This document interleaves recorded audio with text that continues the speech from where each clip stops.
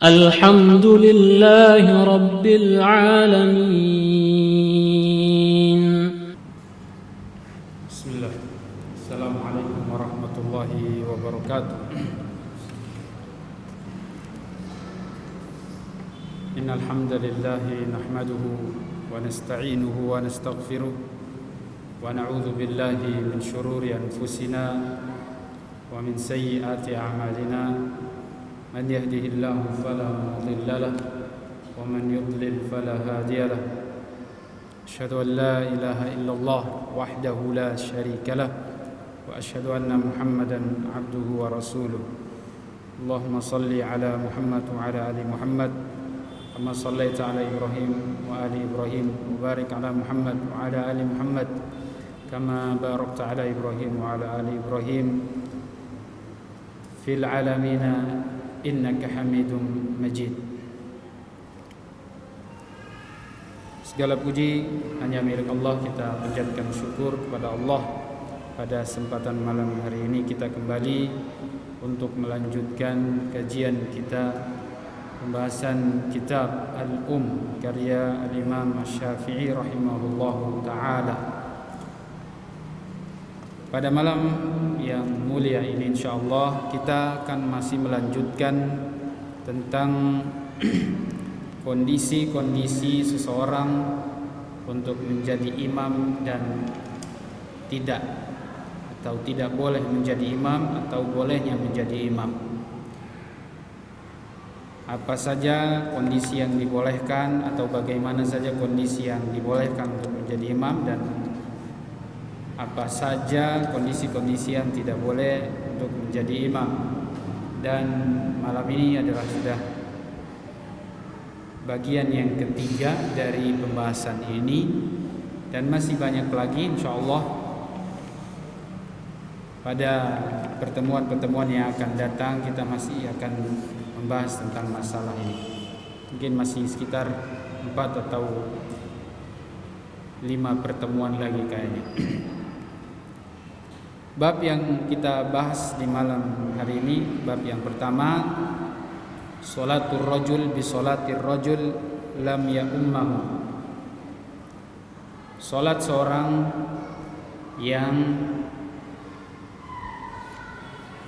menjadi makmum kepada seseorang yang tidak diangkat menjadi imam. Seseorang salat kepada seseorang yang diangkat menjadi imam sementara dia tidak berniat untuk menjadi imam. Paham ini bab? Bab ini paham ya? Ya, kondisi ini sering kita temukan ketika seseorang datang masbuk, lalu ada lagi yang datang masbuk belakangan. Jadi dia ini sudah masbuk, lalu kemudian ada makmum yang baru datang, dia mau masbuk kepada makmum yang masbuk tadi ini. Nah, sementara makmum yang dijadikan imam ini, dia tidak punya niat sebelumnya untuk jadi imam. Ya, ini apa hukumnya? Imam Syafi'i nanti jelaskan kepada kita. Ini paling sering ya, paling sering. Jadi kata beliau, wa idza iftataha ar-rajulu as-salata li nafsi la yanwi an ya'umma ahadan faja'at jama'atun. Apabila seseorang telah solat untuk dirinya sendiri, la yanwi an ya'umma ahadan, dia tidak berniat untuk menjadi imam terhadap seseorang. Faja'at jama'atun, lalu datang jamaah, bisa 1 orang, bisa 2 orang, bisa 3 orang datang belakangan. Awahidun, atau 1 orang saja. Fasallu bi salatihi, lalu mereka solat menjadi makmum dari imam ini. Fa salatuhu mujzi'atun anhum. Maka solat ini, kita lagi sorot solat orang yang jadi imam diangkat tiba-tiba ini ya. Kalau mereka yang belakangan, mereka niatnya memang jadi makmum. Kalau dia tadi ini awalnya dia solat sendiri, lalu kemudian datang jamaah bermakmum kepada beliau. Maka yang disorot, yang dibahas ini adalah orang yang diangkat jadi imam ini tanpa niat sebelumnya. Maka kata Imam Syafi'i, fa salatuhu mujzi'atun anhum. Maka solat beliau dianggap sah. Salat beliau dianggap apa? Sah. Wa huwa lahum imamun, dan dia saat itu juga dianggap jadi imam buat mereka. Wala farqa bainahu wa bainar rajul yanwi an yusalliya lahum, dan tidak ada bedanya antara niat dari awal dan niat di tengah jalan mau dilanjutkan untuk jadi imam terhadap makmum yang baru datang tadi. Walau lam yajuz hadza li rajulin lam yajuz an yanwi imamata rajulin aw nafarin qalilin bi a'yanihim la yanwi imamata ghairihim wa yati qaumun katsiruna fayusalluna ma'ahum walakinna kull hadza jaizun insyaallah wa asallallahu taala taufiq. Karena kalau dibilang tidak sah salatnya, maka apa bedanya jika kasusnya adalah dari awal dia sudah berniat jadi imam, tapi dia mengimami satu orang atau dua orang atau tiga orang saja. Lalu tiba-tiba ada jamaah lebih banyak lagi datang belakangan masuk ke solat mereka ini. Dan tentunya pahalanya semakin banyak ketika jamaahnya lebih banyak lagi. Maka apabila kita katakan solat yang seperti ini sah, maka kasus yang pertama tadi itu pun sah. Ya, kasus yang pertama pun sah. Ya, jadi jelas ya, insyaallah. Namun kemarin kita sudah pernah singgung, ini kasus ini bisa terjadi ketika dia ini yang imam diangkat dengan tidak berniat dari awal ya. Kasus ini bisa terjadi ketika dia jadi masbuk sendiri, dia masbuk, atau mungkin kayak begini nih, sholat sendiri. Misalnya, dia sholat sendiri, taruhlah sholat maghrib. Kemudian datang orang berjamaah dengan dia, padahal dia dari awal tidak punya niat untuk jadi imam. Itu bisa terjadi semua. Namun, saya ingin ingatkan kembali, kemarin kita pernah bahas sebelumnya, Imam Syafi'i mengingatkan, beliau berpendapat bahwa kalau seandainya seseorang datang di masjid dan sholat berjamaah sudah selesai, maka kata Imam Syafi'i dia sholat sendiri. Itu pendapat Imam Syafi'i. Kenapa? Karena beliau berpendapat bahwa sholat jamaah itu tidak wajib. Sholat berjamaah itu tidak wajib, apalagi sholat jamaah dengan imam rawatib sudah ditegakkan. Dengan imam rawatib sudah ditegakkan, maka kata Imam Syafi'i tidak ada sholat jamaah kedua. Namun kalau misalnya mereka sholat, tetap sholatnya juga sah. Namun beliau tidak suka karena kata beliau dalilnya para ulama salaf mencela hal ini. Ya, para ulama salaf mencela hal ini. Itu pembahasan di awal-awal sekali. Kita sudah jelaskan, beliau bawakan ucapan para salaf atau kondisi di zaman salaf, mereka tidak suka sholat seperti itu. Ya. Jadi saya ingatkan kembali bahwa Al-Imam Asy-Syafi'i beliau justru tidak menganjurkan untuk sholat berjamaah yang kedua. Dan kata beliau dalam penjelasan itu, alasannya jangan sampai nanti di dalam satu masjid yang sudah ada imam rawatibnya ada dua imam, ada dua jamaah, dan ini beliau tidak menganjurkannya. Namun kalau mereka sholat pun tetap sholatnya sah. Cuman beliau tidak suka saja, ya. Baik, bab berikutnya, karahiyatul imamah. Kondisi seseorang imam tidak disukai untuk jadi imam. Ya. Kondisi seseorang imam tidak disukai untuk jadi imam. Al-Imam Syafi'i mengatakan karahiyatul imamah. Imam yang tidak disukai, tidak, yang dibenci, ya. Kondisi seorang imam yang dibenci. Beliau mengawali bab ini membawakan sebuah riwayat dari sahabat Abu Hurairah radhiyallahu anhu, anin Nabi sallallahu alaihi wasallam, ya'ti qaumun fayusalluna lakum. Akan datang para imam, kaum, beberapa orang yang jadi imam. Akan datang beberapa orang untuk jadi imam. Fayusalluna lakum, mereka solat menjadi imam kalian.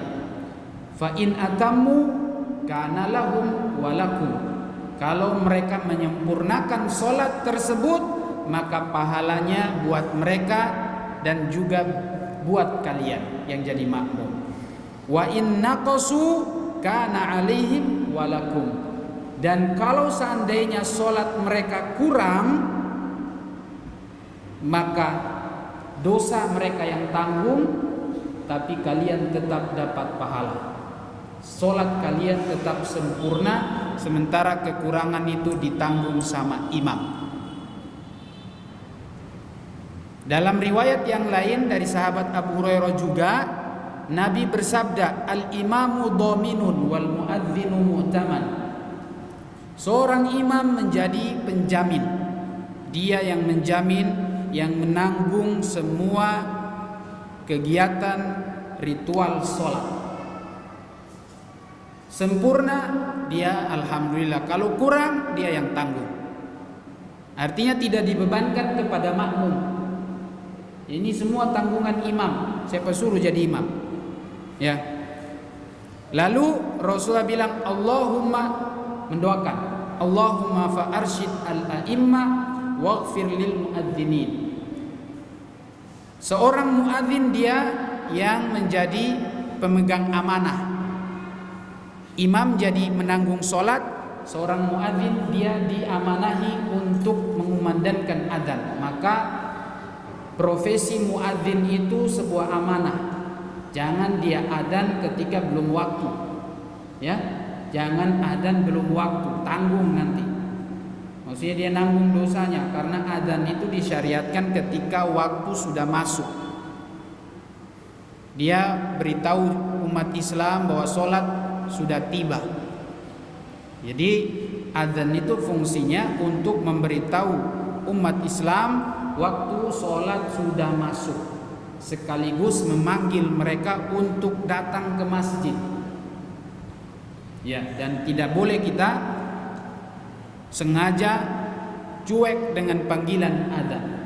Rasulullah bilang, man sami'an nida'a falam yujib fala salata lah.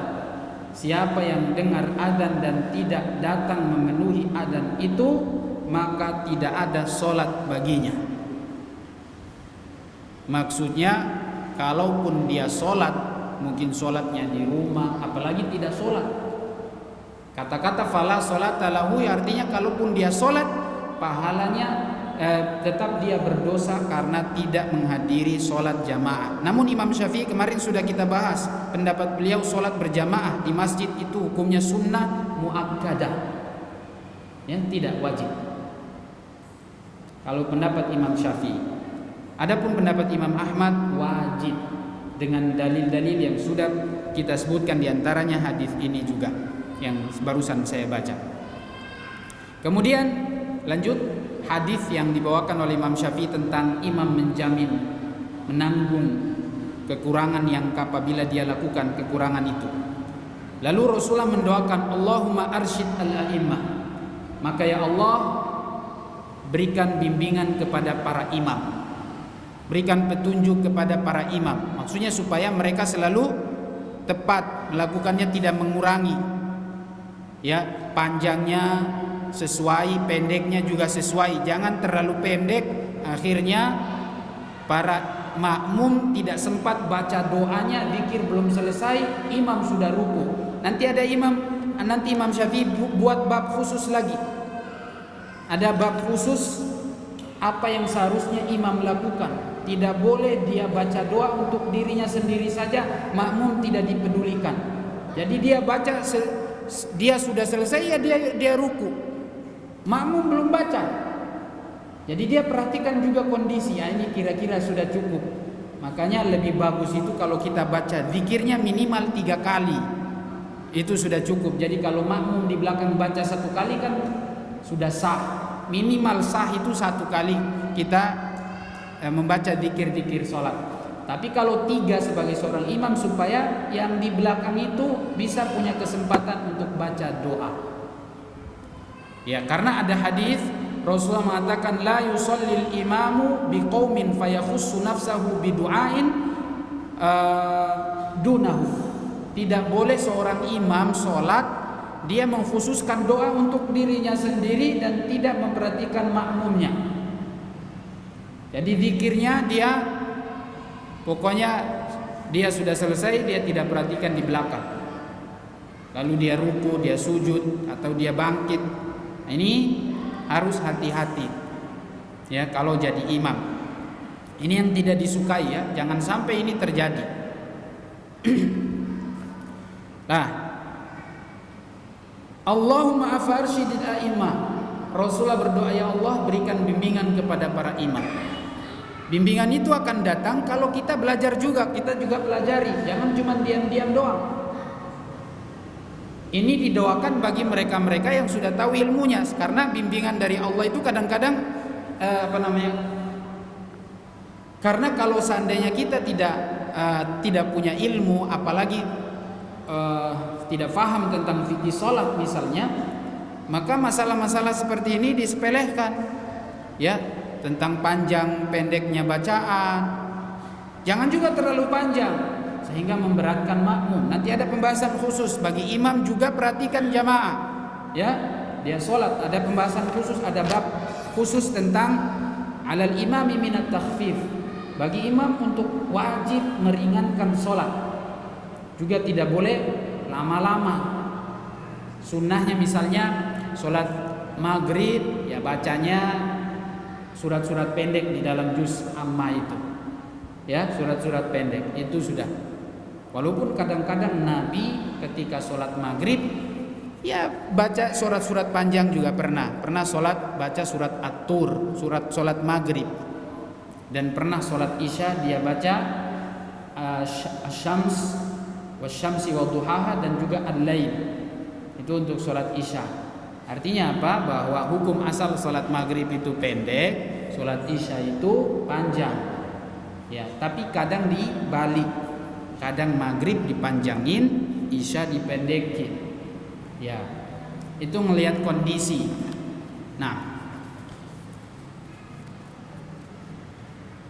baik, apa yang disorot oleh Imam Syafi'i di sini tentang imam itu menanggung apabila dia kurang di dalam sholat. Beliau mengatakan, fayushbihu qawlu Rasulillahi wallahu ta'ala alam, in atamu fasallau fi awwalil waqti wa ja'u bi kamalis salati fi italatil qiraati wal khushu'i wat tasbihi fi ruku'i was sujudi wa ikmalit tashahhudi wad dzikri fiha li anna hadhihi ghayatut tamam.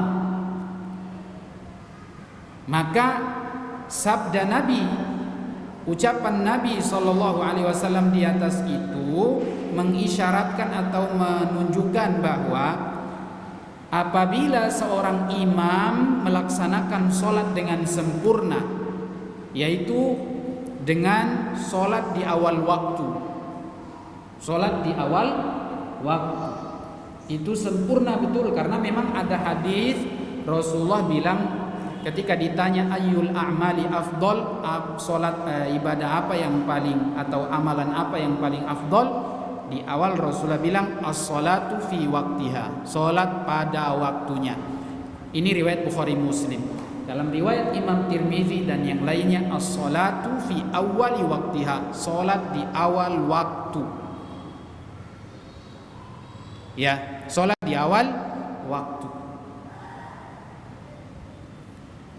Maka kalau sholat di awal waktu itu sempurna. Waja'u bikamali sholati fi italatil qira'ah, dan juga menyempurnakan dengan memanjangkan sholat. Wal khusyu', memanjangkan sholat dan khusyuk. Harus khusyuk. Khusyuk itu hukumnya wajib dalam sholat. Substansi sholatnya itu harus khusyuk. Orang khusyuk itu berat. Ya, orang khusyuk itu berat. Bagaimana bisa berat? Imam Ibnul Qayyim menyebutkan itu ada 3 tingkatan. Ya, 1, minimal dia faham zikir dan bacaan yang dibaca. 2, itu minimal sempurna khusyuk. Minimal khusyuk yang sempurna adalah faham zikir bacaan yang dibaca. 2, dia meresapi dan menghayati setiap bacaan yang dibaca sehingga sampai menangis. Sampai apa? Menangis. Ya. Menangis akan dosa-dosa, ya, ketika merenungi bacaan zikir yang dia baca. Dalam zikir itu baca minta ampun, ya, seperti dalam ruku kita minta ampun, sujud minta ampun. Bacaannya, makanya jangan cuma baca subhana rabbiyal azim atau subhana rabbiyal a'la. Coba sekali-kali baca, atau bukan sekali-kali, biar terus nggak apa-apa, doanya bagus tuh. Misalnya subhanakallahumma wa bihamdika Allahumma gfirli. Maha suci Engkau, segala pujian hanya milik Engkau ya Allah, ampunilah dosaku. Itu doa yang luar biasa. Coba antum baca zikir itu dengan meresapi, menghayati, minta ampun kepada Allah Subhanahu wa ta'ala. Nah, tingkat yang kedua orang khusyuk itu adalah dia menghayati, meresapi bacaan yang dibaca sampai menangis. Dan kalau antum mau tahu bagaimana sifat tangisannya Rasul sallallahu alaihi wasallam, dikatakan ka azizil mirjal, seperti suara didih air mendidih, ada getarannya. Itu tangisannya Rasul sallallahu alaihi wasallam, dan bunyinya di dada. Bunyinya di dadanya Rasul sallallahu alaihi wasallam. Beliau menangis tidak terdengar, tapi beliau menangis. Itu disebutkan oleh Aisyah dan sahabat-sahabat yang dekat dengan beliau, tentunya istri-istrinya beliau. Jadi memang ya, bukan berarti ini menangis yang seperti ini menunjukkan bagaimana ketulusan dan keikhlasannya. Ya, ketulusan dan keikhlasannya, sampai-sampai Muhammad ibnu Wasi' pernah menceritakan atau mengatakan bahwasanya dulu para salaf mereka kalau sholat mereka menangis sementara di samping-sampingnya tidak tahu.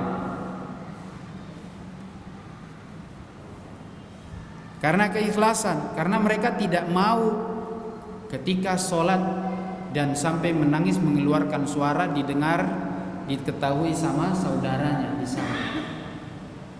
Jadi dia tersentuh menghayati sholat itu cuma dirinya sendiri. Mohon maaf, bukan berarti orang yang sholat dan kemudian dia menangis dengan suara yang terdengar oleh yang lainnya lalu kita katakan dia tidak ikhlas misalnya. Ya, kita tidak menghukumi itu. Tapi kata para ulama bahwasanya kalau antum mau ikhlas, antum sembunyikan amalan yang menunjukkan amalan itu berkualitas. Antum sembunyikan sekuat mungkin, dimaksimalkan sampai Imam Abu Hazim Salamah bin Dinar rahimahullah ta'ala mengatakan, uktum hasanatika akthar min antaktuma sayiatik. Tutuplah, sembunyikanlah amal solehmu lebih besar dan lebih banyak daripada engkau menutupi dosa-dosamu atau menyembunyikan dosa-dosamu. Yaitu usaha, kemampuan yang harus mengeluarkan semua tenaga dan pikiran kita untuk mendapatkan keikhlasan. Ya.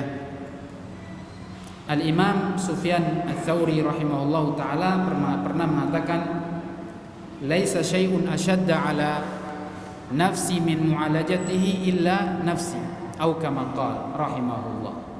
Tidak ada sesuatu yang paling berat untuk diobati, untuk ditekan kecuali keikhlasan. Jadi memang berat. Dan tanda-tanda orang ikhlas itu ya dia khusyuk sempurna. Amalannya penuh dengan penghayatan, dihayati, diresapi.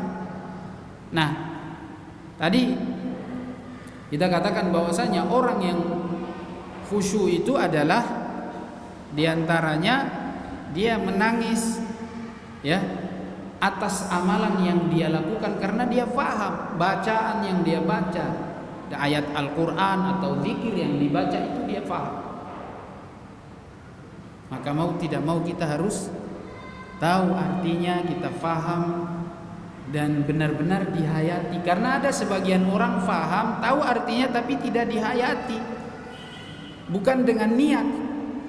Jadi bacaan itu dikeluarkan dengan hati, dengan niat, penuh penghayatan, baru akan membekas dan akan mengeluarkan perasaan hati terharu. Itulah khusyuk. Ya. Itulah khusyuk. Berat rasanya ya, tapi kita harus usaha. Ya.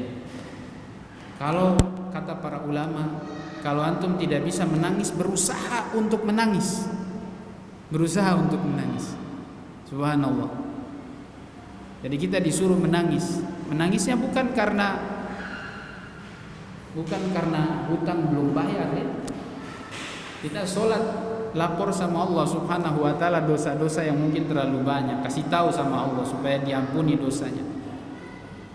Nah, itu kita menangis karena dosa itulah. Itu yang disebut dengan rajulun dzakarallaha khalian fafadat ainah.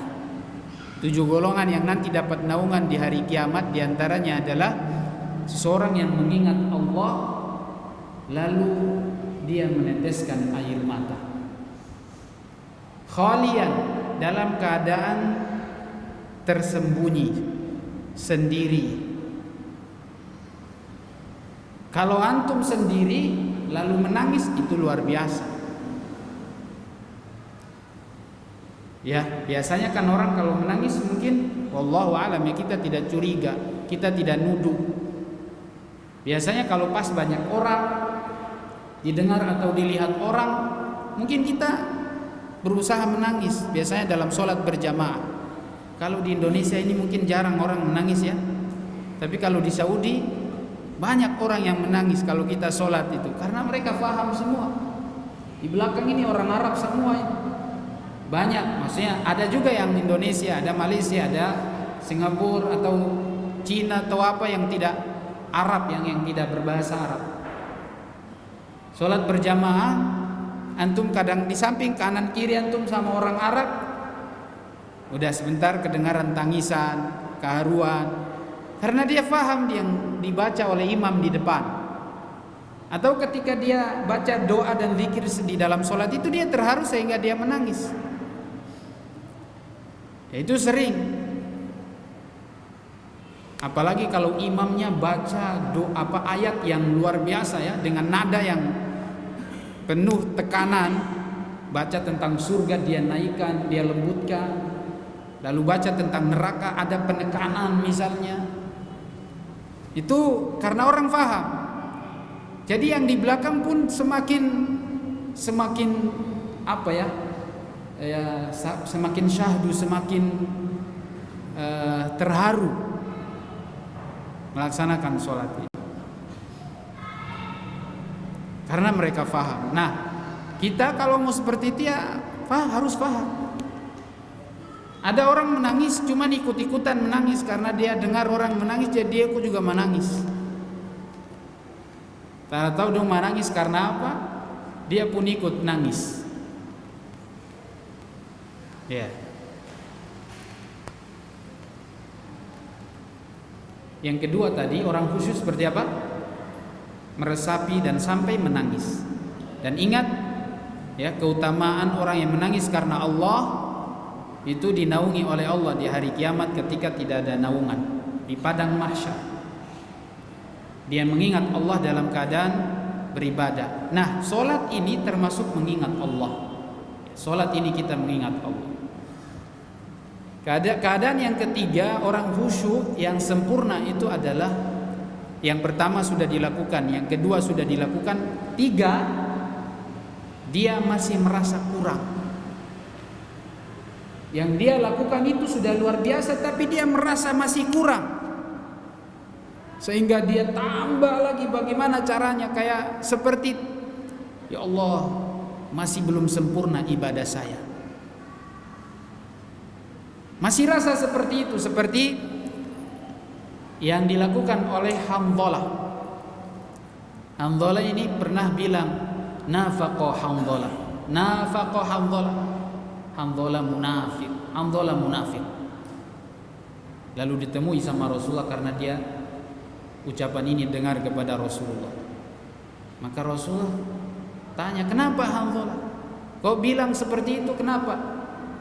Hanzalah bilang, ya Rasulullah, kalau kita duduk bersama engkau sebutkan surga dan neraka, kami pun berharap pengen masuk surga dan pengen dijauhkan, diselamatkan dari neraka.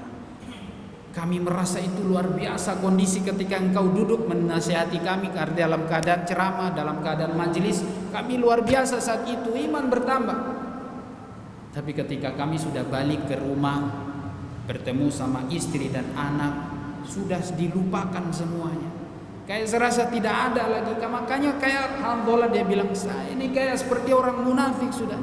Merasa udah gak ada, hilang sudah apa yang dia dapatkan tadi itu. Pengen mau nambah lagi, pengen waktunya Rasulullah itu pengen diisi semuanya untuk mereka. Nanti buat anak istri di mana nanti kalau gitu? Makanya Rasulullah bilang, ya Hanzalah sa'ah wa sa'ah. Ya, Hanzalah pelan-pelan, jangan terlalu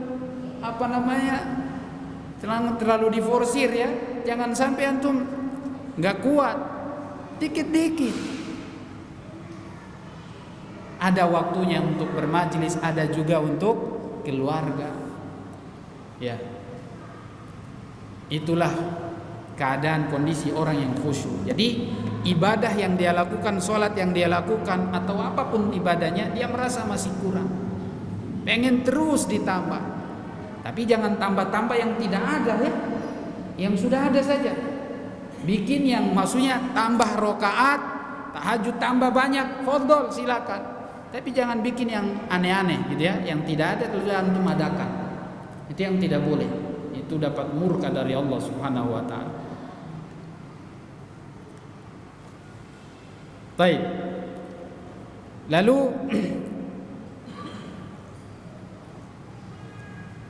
khusyuk tadi kita bilang ini solat yang sempurna dan hukumnya wajib dalam solat. Harus khusyuk. Antum khusyuk, solat antum khusyuk di sini, misalnya di masjid kita ini, antum khusyuk solat di sini, walaupun antum cuma solat sunnah, ya itu lebih baik daripada antum solat di Masjid Nabawi tapi antum tidak khusyuk.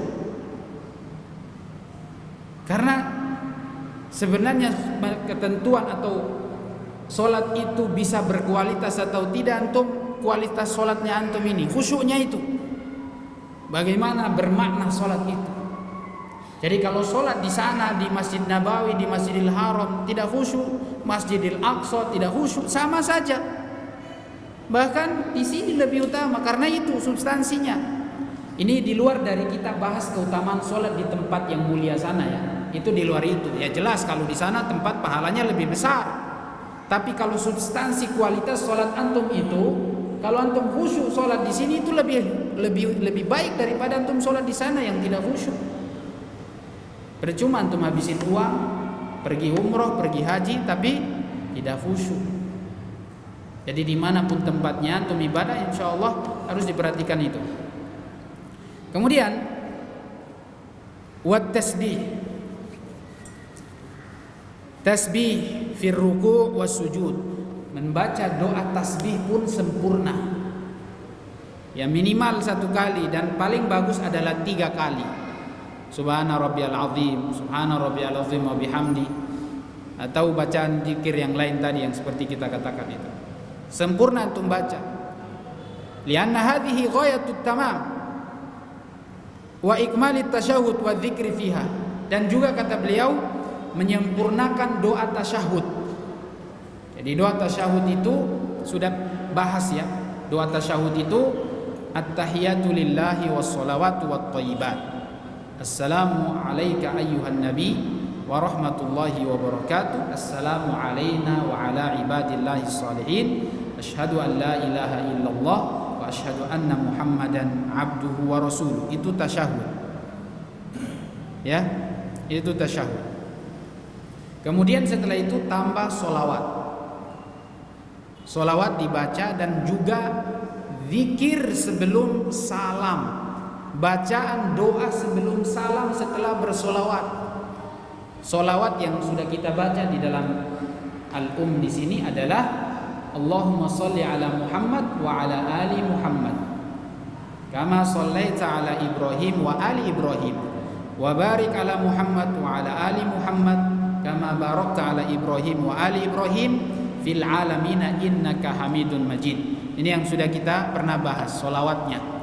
Setelah itu antum baca doa. Dan itulah kata Imam Syafi'i solat yang sempurna. Nah, kalau sempurna antum baca, ini imam ya, kita bahas imam sekarang. Maka pahalanya untuk kamu dan makmum. Wa in ajza'a qalla minhu falahum walakum. Tapi kalau ada pengurangan, ya, ada pengurangan, maka yang kurang itu imam tanggung dosanya atau kekurangannya itu dia yang tanggung, dan pahala sempurna bagi makmum. Makmum tidak nanggung. Wala fa'alaihim tarkul ikhtiyari bi'amdi tarkihi. Ya, dan tidak boleh seorang makmum sengaja meninggalkan doa yang dibaca yang seharusnya disempurnakan gara-gara si imam tidak menyempurnakannya. Misalnya imam cuma baca subhana rabbiyal azim 1 kali, maka antum kalau mau menyempurnakan ya baca 3 kali, misalnya subhana rabbiyal azim atau subhana rabbiyal azim wa bihamdi 3 kali walaupun imamnya baca 1 kali ya. Dan jangan antum sengaja tinggalkan kalau imamnya yang meninggalkan.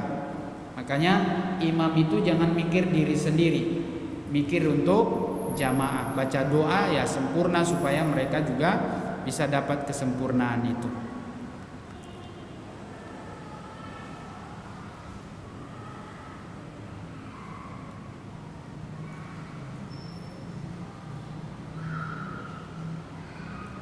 Jadi kata Imam Syafi'i, yang dimaksud dengan seorang imam kalau dikatakan dia itu dibenci, artinya tidak layak ini kalau dia sampai dibenci. Solatnya ini tidak benar, yaitu ketika dia mengurangi, ya misalnya solat tidak pada waktunya, ya solat tidak pada waktunya, bacaan zikirnya itu dikurang-kurangi, terlalu cepat.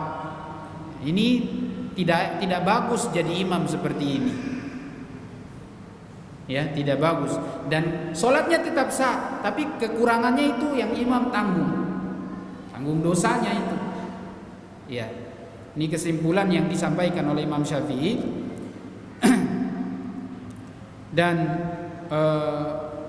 sholatnya tetap sah ya, sholatnya tetap sah. Kemudian wa yuhtamalu dumana lima ghabu alaihi minal mukhafatati bil qiraati wa dzikri fa amma an yatruku zahiran akthar as-salati hatta yadhhab al-waqt aw lam ya'tu fi sholati bima takunu minhu shalah mujzi'atan fala yahillu li ahadin ittiba'uhum wala tarku sholati hatta yamdi waqtuha wala sholatuha bima la yujzi fiha wa 'alan nasi an yusallu li anfusihim. Ya, yang tidak boleh adalah kalau seandainya seorang imam itu dia sengaja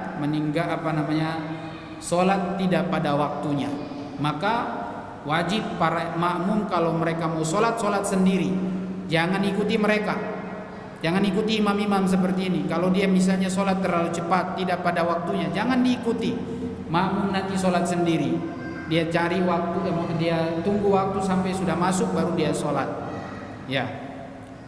Au jama'atan ma'a ghairin man yasna'u hadha mimman yusalli lahu.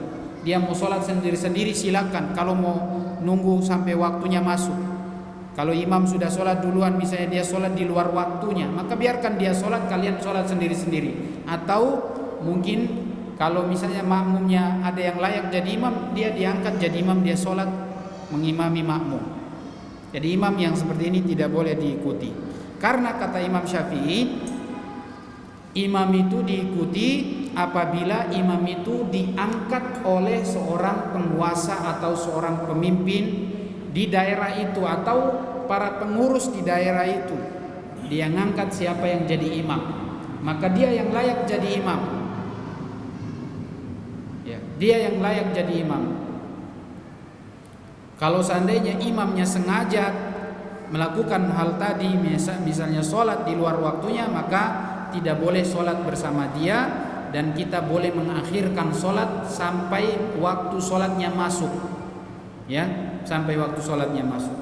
Dan sekali lagi, seorang muadzin dia bertanggung jawab, dia diberi amanah untuk jadi muadzin dan dia harus adzan di waktunya, tidak boleh adzan sebelum waktunya. Sampai Rasulullah doakan, waghfir lil muadzin, ya Allah ampunilah para muadzin. Karena kadang-kadang muadzin ini azan tidak pada waktunya, maka Rasulullah doakan, ya Allah ampuni para muadzin dan berikan bimbingan kepada para imam. Ya. Namun kalau dikasih pilihan, kata Imam Syafi'i, saya lebih suka jadi muadzin.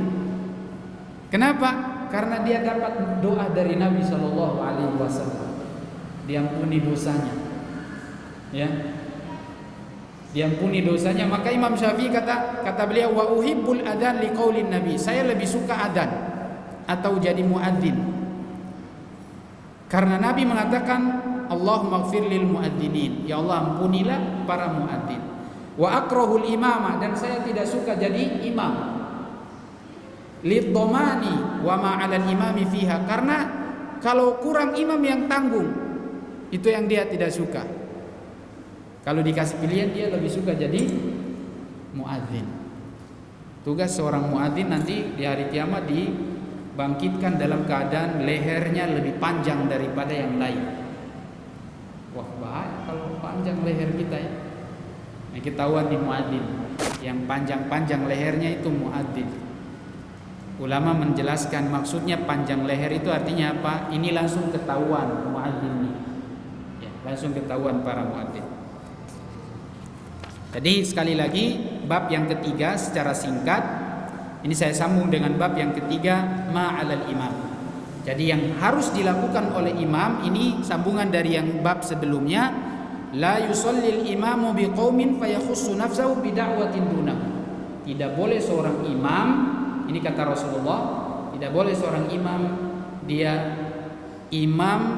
membaca doa hanya mengkhususkan dirinya sendiri dan tidak memperhatikan makmumnya di belakang. Artinya dia baca zikirnya, pokoknya dia selesai, dia tak pikir makmum di belakang. Dia tidak perhatian kepada makmum di belakang. Seharusnya dia berikan waktu, ya, atau tunggu sebentar setelah dia baca, supaya makmum punya kesempatan baca zikir dan doanya. Nah,